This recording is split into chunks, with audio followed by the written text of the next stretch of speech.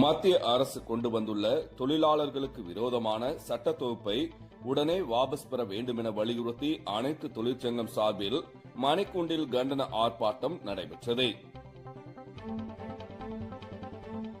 மத்திய அரசு புதிதாக கொண்டு வந்துள்ள தொழிலாளர்களுக்கு விரோதமான 4 சட்டங்களை உடனடியாக வாபஸ் பெற வேண்டும். தொழிலாளர்களுக்கு எதிராக செயல்படும் மத்திய அரசு தனது தொழிலாளர்கள் விரோத போக்கை கைவிட வேண்டும்.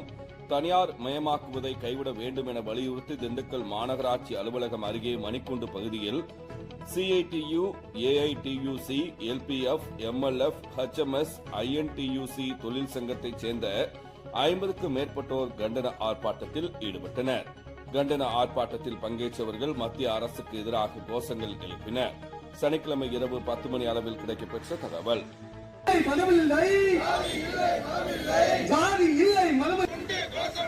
கொள்கை உண்டு, கோஷம் உண்டு, உறுதி பிடிக்க கொடி உண்டு, கோரிக்கைகள் பல உண்டு, எச்சரிக்கை எச்சரிக்கை,